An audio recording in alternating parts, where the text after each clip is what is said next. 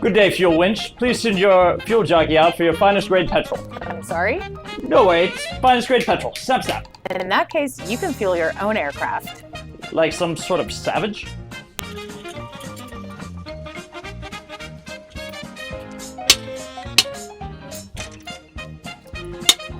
Excuse me, sir. What are you doing? Well, procuring my own petrol, of course. Maturing your own petrol? Do you mean gassing your own plane? Yes. Okay, well, first of all, you're not even doing it correctly. Where's your plane? And that is a problem. Yeah, it sure is. Why don't we go get an airplane first and let's do the fueling? Could you instruct me, good sir? Definitely. I would love to show you. Please lead the way. Okay, well, go ahead and hang up the hose and we'll come back with an airplane and we'll do the whole process.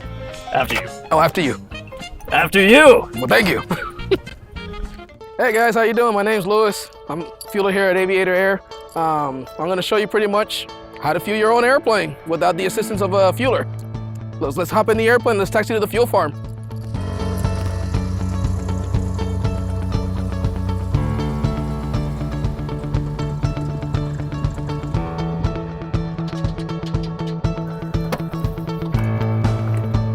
Hey guys, I'm back. We're at the fuel farm now with the airplane. And as you can see, I just pulled up into the fuel farm and make sure I put the airplane at the appropriate place and distance from the hose so the hose can reach the airplane in order to be able to do the fueling process.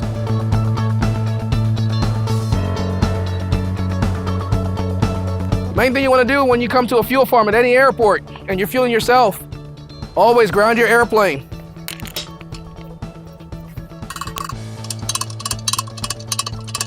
Most of the time people will tell you to ground the airplane on the muffler. I'm not a fan of that. So, I'll clip it on the ring where we normally chain them up for the day when you tie them up and park them for the day. So this is to keep me from catching fire again? Prevent static electricity from sparking a fire, yeah, definitely. You don't want to fuel without that. Very important. All right, so next step would be, let's get our ladder because, you know, most of us are, well, a good majority of us are probably vertically challenged or short like me. So I'm gonna go get the ladder because I can't reach the wings.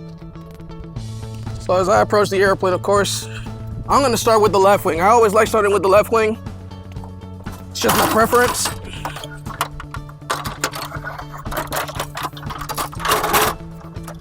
Set it up. That way when you do get up on the ladder on top of the wing, you'll be able to see the meter and the number of gallons you're gonna be pumping into the airplane itself, so that way you know exactly what you're gonna put in the airplane. Next step I'm gonna do is come bring the hose over.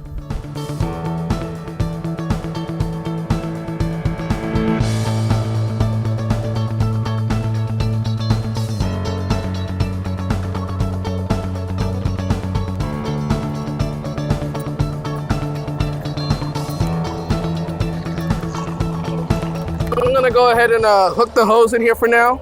Since we haven't activated the pumps, leave it right there for now. And let's go back to the fuel master and let's activate the pump so you guys can fuel. Follow me. Well, here we are at the pumps. Every airport throughout the nation has different pumps, but all pumps have different instructions on how to operate that particular pump.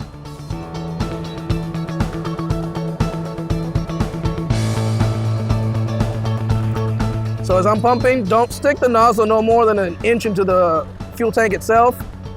Start pumping fuel and keep an eye on the gallons over there so you know exactly what you're gonna put in the airplane. In this case, I'm not gonna keep an eye on it because I'm just gonna top it off. And word of advice for everybody, please, please don't forget to put your cap back on. I've seen many people fuel airplanes and they always forget to put the cap on, and guess what happens? We find them on the runway or somewhere else. As you can see, I'm barely sticking the nozzle into the tank. Start pumping. Just be real careful when you pump an airplane because fuel can spit back at you depending on the type of airplane you're fueling. Cessnas, they're not known for doing this, but you still gotta be careful.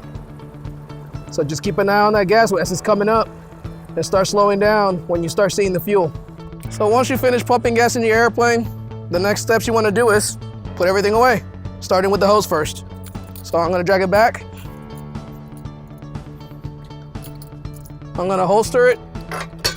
Most airports normally have a automatic reeler where you can reel in the hose. Just be real careful, be mindful when you do it because do it slow, that way you don't damage the hose on the way back in. Well, now that we're done pumping the gas, let's go back to the airplane and let's go sump our fuel and make sure we have good fuel, obviously. So my understanding is that we're looking for a nutty bouquet with a crisp finish. Actually, no. Damn it! Are you nuts? You know that stuff is dangerous?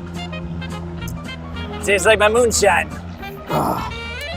Anyway, let me show you how to properly sump an airplane. All right. Yeah. But take your time. I'm gonna need 8 hours before I can fly.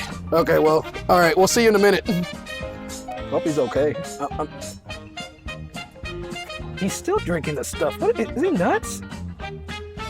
Anyways, forget him. Let's sump the fuel and see if we got any contaminants from that fill up we just did. So as I'm sumping the fuel, there's fuel going into my cup right here. Okay, so this airplane has 5 sumps in the wing, so I want to sump each one. So normally the procedure is one at a time, okay? Right now I'm just going to demonstrate the one. As you can see, the fuel is nice and blue. If you were to see water, it'd be at the bottom of the tank because water is heavier. And you would see contaminants or dirt, whatever you would find in order to know that that's bad fuel. In this case, we have good fuel, so we're good to fly. So guys, here we are.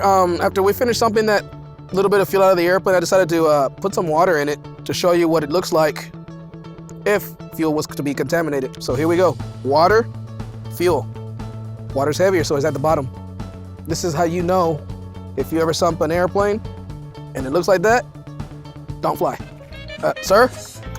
Excuse me. Are you seriously going flying after you just did what you did a minute ago?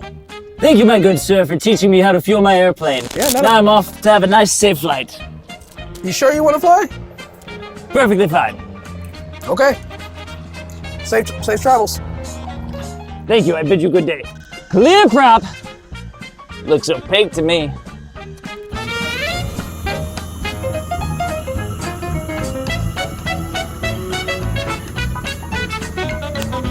Why is the ground in the sky?